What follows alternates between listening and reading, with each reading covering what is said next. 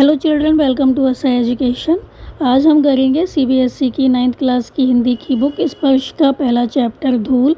इसके हम करेंगे प्रश्नोत्तर। तो आइए देखते हैं। इससे पहले हमने आपको कुछ प्रश्न करवाए थे, उसके आगे देखते हैं कौन सा है। यह है निम्नलिखित प्रश्नों के उत्तर 50 से 60 शब्दों में लिखिए। पहला है, लेखक बालकृष्ण के मुँह पर छाई गोधूलि को क्यों श्रेष्ठ मानता है। तो जो लेखक है वो बच्चों के मुंह पर छाई हुई जो गोधूलि होती है, गाय के पैरों से निकली हुई जो धूल होती है, उसको श्रेष्ठ क्यों मानता है। जब गाय चलती हैं तो जो धूल उड़ती है और जो धूल बच्चों के मुंह पर लग जाती है, उसको श्रेष्ठ क्यों मानता है लेखक। तो आंसर होगा, लेखक बालकृष्ण के मुंह पर छाई गोधूलि को इसलिए श्रेष्ठ मानता है क्योंकि ये गौ धूल जो होती है उनके सौंदर्य को कई गुना बढ़ा देती है। तो यहाँ कृत्रिम प्रसाधन सामग्री की निरर्थकता को प्रकट किया गया है। यहाँ बताया गया है कि जो सौंदर्य प्रसाधन होते हैं बाहरी, वो हमारी सुंदरता को इतना नहीं निखारते जितना कि ये प्राकृतिक सौंदर्य हमारी सुंदरता को निखार देता है। तो फूलों के ऊपर जो धूल लगती है वो उसकी शोभा को बढ़ा देती है। वही धूल जो होती है शिशु के मुंह पर जब लगती है तो उसकी स्वाभाविक पवित्रता को निखार देती है। तो सौंदर्य प्रसाधन उसे इतनी सुंदरता प्रदान नहीं करते जितनी धूल करती है। बालक का जो धूल दूषित मुख होता है, मुंह होता है, वो बनावटी श्रृंगार प्रसाधनों से कहीं अधिक मनमोहक होता है। तो यह वास्तविक होने के कारण कृत्रिम सौंदर्य सामग्री से अधिक श्रेष्ठ होता है। तो ये जो धूल होती है वो वास्तविक होती है, जो सौंदर्य प्रसाधन होते हैं वो कृत्रिम होते हैं, बनावटी होते हैं। तो उसमें बालक की सहज पार्थिवता और शारीरिक कांति जो है वो जगमगा उठती है। तो जो ये धूल होती है उससे क्या होता है, उसकी जो शारीरिक कांति होती है वो जगमगा उठती है, उसका सौंदर्य और निखर कर सामने आता है। तो उसकी तुलना में बनावटी सजावट श्रृंगार कहीं नहीं टिकता। इसलिए लेखक जो है वो धूल के बिना किसी शिशु की कल्पना कर ही नहीं सकता। यही वजह है कि जो लेखक है वो बालकृष्ण के मुँह पर छाई गोधूलि को श्रेष्ठ मानता है। तो जो कृष्ण भगवान थे उनके मुँह पर जो गोधूलि लग जाती थी उसको वो ज़्यादा श्रेष्ठ मानते थे, उससे उनका सौंदर्य और निखार आता था। बजाय जो सौंदर्य प्रसाधन की चीज़ें हैं जो कि कृत्रिम है, उससे सौंदर्य इतना नहीं निखरता जितनी कि इस गोधूलि से निखरता है। फिर आपका अगला प्रश्न है, लेखक ने धूल और मिट्टी में क्या अंतर बताया है। आंसर होगा, लेखक ने धूल और मिट्टी में विशेष अंतर नहीं बताया है, विशेष अंतर नहीं माना है। तो उनके अनुसार मिट्टी और धूल में उतना ही अंतर है जितना कि शब्द और रस में, देह और जान में, अथवा चांद और चांदनी में होता है। बस इतना ही अंतर है जितना कि चांद और चांदनी में होता है, शरीर और जान में होता है, शब्द और रस में होता है।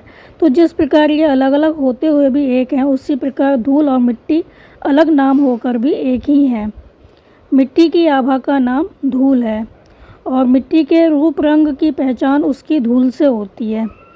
जीवन के सभी अनिवार्य सार तत्व जो हैं वो मिट्टी से ही मिलते हैं। तो जिन फूलों को हम अपनी प्रिय वस्तु का उपमान बनाते हैं वे सब मिट्टी की ही उपज हैं। रूप, रस, गंध, स्पर्श ने मिट्टी की ही देन माना जा सकता है। तो मिट्टी में जब चमक उत्पन्न होती है तो वो धूल का पवित्र रूप ले लेती है। तो यही धूल हमारी संस्कृति की पहचान है। तो लेखक के अनुसार धूल और मिट्टी में बहुत ज़्यादा अंतर नहीं है। फिर आपका अगला प्रश्न है कि ग्रामीण परिवेश में प्रकृति धूल के कौन कौन से सुंदर चित्र प्रस्तुत करती है। आंसर होगा, ग्रामीण परिवेश में प्रकृति धूल के अनगिनत सुंदर चित्र प्रस्तुत करती है। तो गांव में क्या होता है, जो बच्चे पले बड़े होते हैं वो धूल से सने दिखाई देते हैं। तो गांव के बच्चे हमेशा आपको धूल से सने हुए दिखाई देंगे। तो यह जो धूल होती है उनके मुख पर उनकी सहज पवित्रता को निखार देती है। और गांव के अखाड़ों में भी धूल का प्रभाव दिखाई देता है। तो यहाँ की मिट्टी जो होती है, अखाड़े की जो मिट्टी होती है वो तेल और मट्ठे से सिंचाई हुई होती है और जिसे देवता पर भी चढ़ाया जाता है।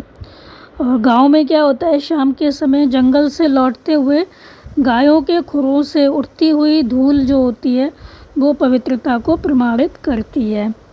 और सूर्यास्त के उपरांत बैलगाड़ी के निकल जाने के बाद उसके पीछे उड़ने वाली धूल कैसी लगती है, रुई के बादलों के समान दिखाई देती है या ऐरावत हाथी के नक्षत्र पथ की भांति जहाँ की तहाँ स्थिर रह जाती है।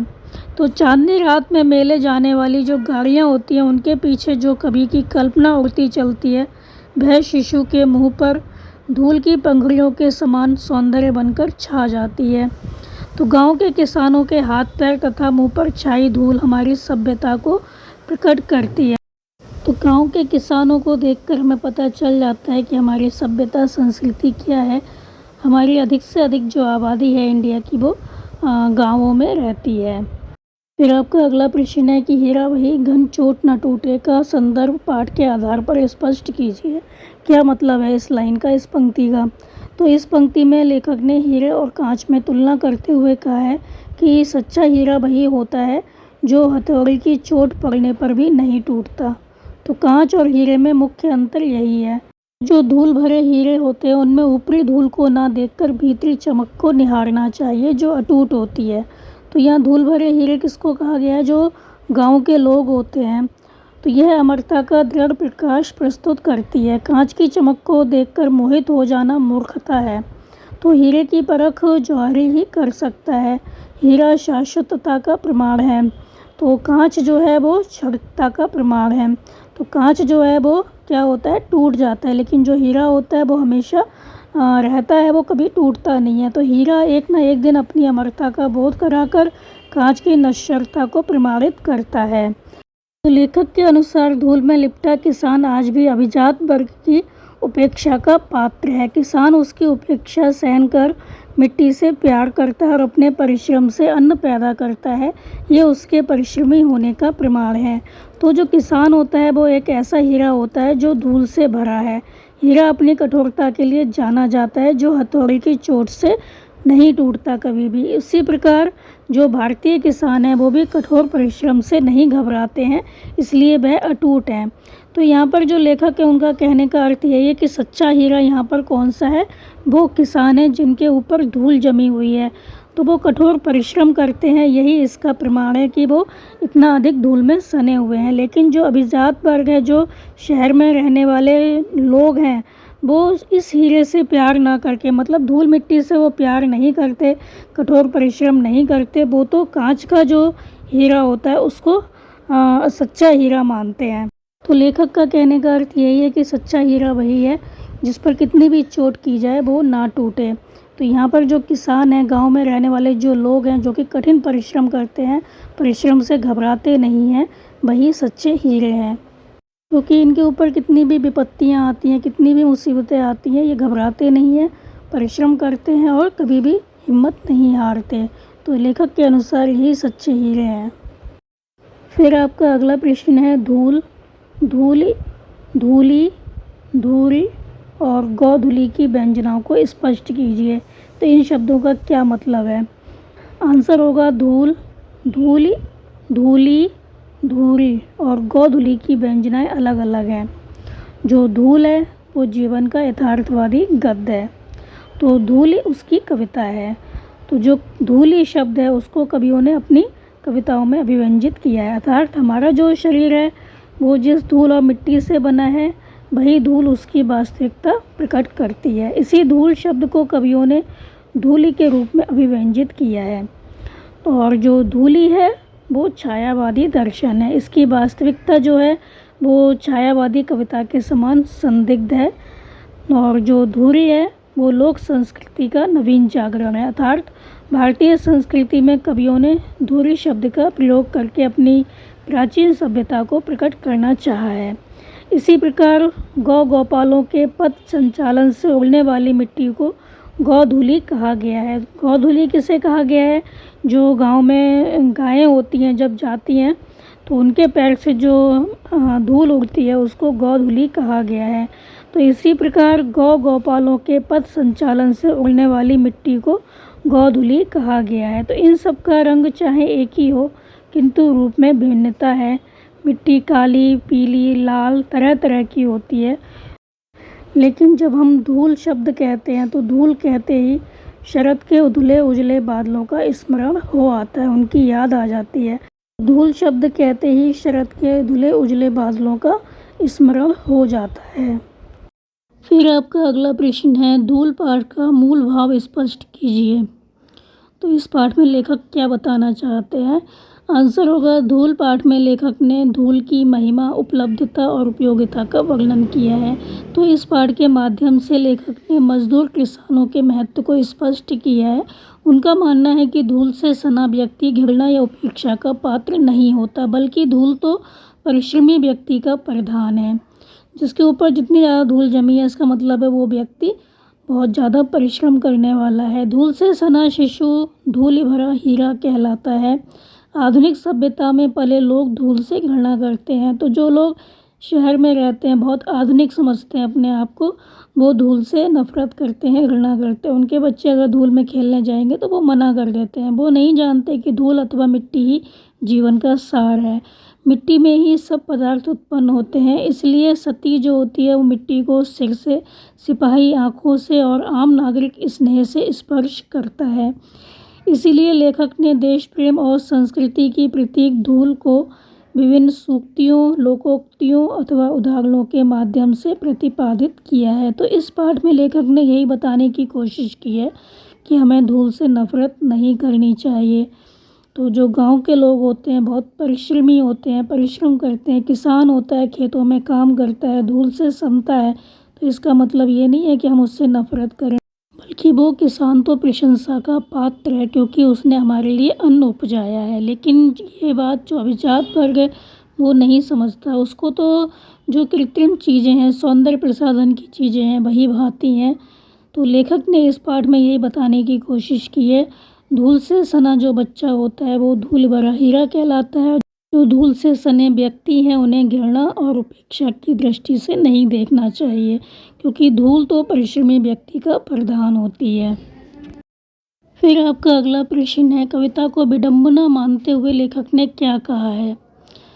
तो आंसर होगा कि लेखक का विचार है कि गौधूली पर अनेक कवियों ने कविताएं लिखी हैं, परंतु वे उस धूली को सजीवता से चित्रित नहीं कर पाए हैं, क्योंकि अधिकांश कवि जो हैं वो शहर के हैं। उन्हें नहीं पता गौधूली का असली मतलब क्या होता है। तो जो गांवों में संध्या के समय गाय चरा कर लौटते समय ग्वालों और गायों के पैर से उठकर सारे वातावरण में फैल जाती है, वो होती है गौधूली। तो अधिकांश कवि शहर के रहने वाले और शहरों में धूल धक्कड़ तो होता है, परंतु गाँव की गौधूली नहीं होती। इसलिए वे गाँव की गौधूली का सजीव वर्णन अपनी कविताओं में नहीं कर पाए हैं। तो हिंदी कविता की सबसे सुंदर पंक्ति है, जिसके कारण धूल भरे हीरे कहलाए। तो धूल भरे जो बच्चे होते हैं वो क्या कहलाते हैं, हीरे कहलाते हैं। उनकी चमक अलग ही होती है। तो उनकी जो सुंदरता होती है, उनका जो सौंदर्य होता है वो प्राकृतिक होता है, प्रकृति का दिया हुआ होता है। और जो शहर के लोग होते हैं वो बाहरी चमक दमक को देखकर खुश हो लेते हैं। परंतु फिर भी विडंबना यह है कि कवियों की लेखनी पर नगरीय सभ्यता विस्तार के कारण ब्राह्म चिन्ह लग गया। तो नगर के जो कवि होते हैं उन्हें नहीं पता होता कि असली गौधूली क्या होती है।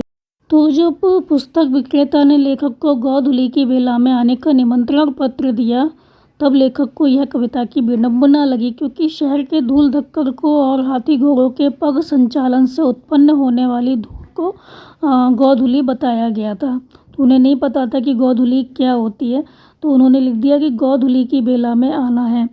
तो उनको नहीं पता गौधूली की बेला कौन सी होती है, जो शहर के लोग होते हैं। तो शहर के धूल धक्कड़ को और हाथी घोड़ों के पग संचालन से उत्पन्न होने वाली जो धूल होती है उसको उन्होंने गौधूली बताया। जबकि गौधूली तो गांव में गौ और गोपालों के पदों से उत्पन्न होने वाली धूल होती है। तो लेखक के अनुसार इतने सारे कवियों ने गौधूली पर अपनी कलम तोड़ी, लेकिन यह असली गौधूली नहीं, क्योंकि गौधूली तो गांव की अपनी संपत्ति है जो शहरों के हिस्से नहीं पड़ी। तो ये जो गौधूली होती है वो शहरों में नहीं होती, शहरों में गायें नहीं होती, और जो गांव होते हैं वहाँ पर ही गौधूली होती है। तो शहर के कवियों ने जो कविताएं लिखी और शहर की धूल को जो उन्होंने गौधूली बताया, तो ये कविता की विडंबना ही है। कविता का उन्होंने उपहास किया इस तरह की कविता लिखकर। तो उन्हें गौधूली का सही मतलब पता ही नहीं है। तो गौधूली तो सिर्फ गाँवों में ही मिलती है।